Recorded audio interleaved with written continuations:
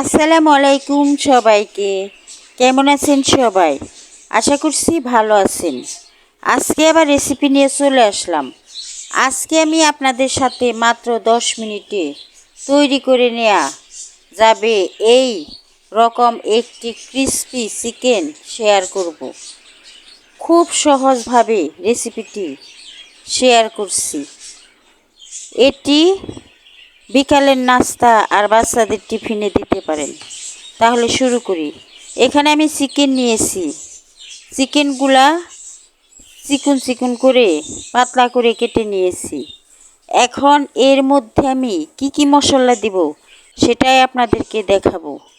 লবণ দিয়ে দিলাম, হলুদের গুঁড়া দিলাম, লাল মরিচের গুঁড়া দিলাম, ধনিয়ার গুঁড়া দিলাম, গরম মশলার গুঁড়া দিলাম। এখন এর মধ্যে আদা রসুন বাটা দিয়ে দিলাম।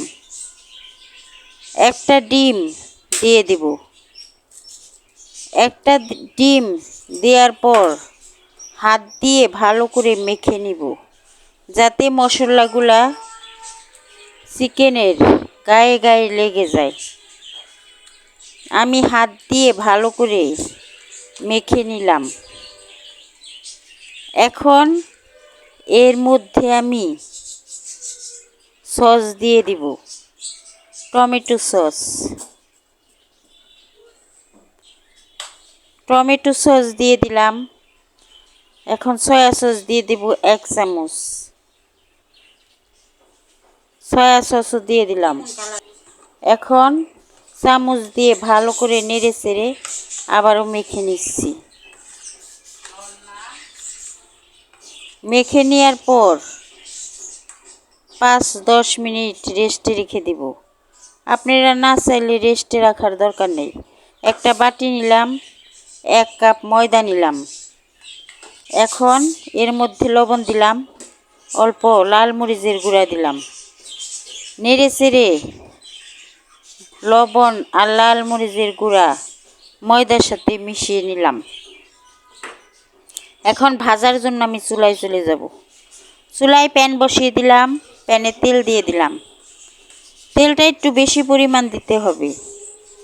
এখন চিকেনের পিসগুলা ময়দার সাথে আমি মিশিয়ে ভাজার জন্য প্যানে দিয়ে দিব।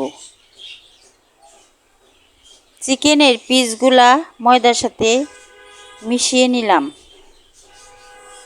এখন একটা একটা করে চিকেনের পিস আমি তেলের মধ্যে দিয়ে দিলাম।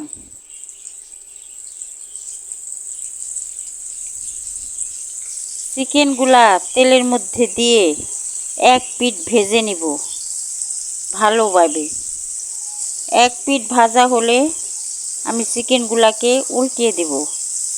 এখন চুলার জালটা মিডিয়াম লোতে রেখে ভাজতে হবে, তা না হলে তাড়াতাড়ি পুড়ে যাবে।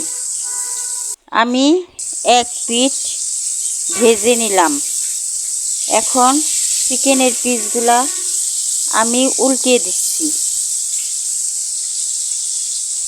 একটা একটা করে উল্টে দেওয়ার পর উল্টা পিঠও আমি ভালোভাবে ভেজে নিব।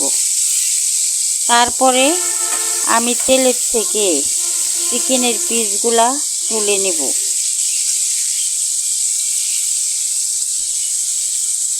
উল্টে দেয়া হয়ে গেছে। এখন আমি উল্টা পিঠও ভেজে নিলাম। আমার ভাজা হয়ে গেছে। এখন সবগুলা আমি তেলের থেকে তুলে নিলাম। এইভাবে বাকিগুলাও আমি ভেজে নিব।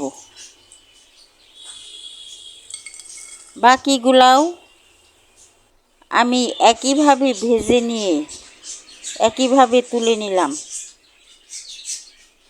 একবার এইভাবে চিকেনের পিস ভেজে খেয়ে দেখেন।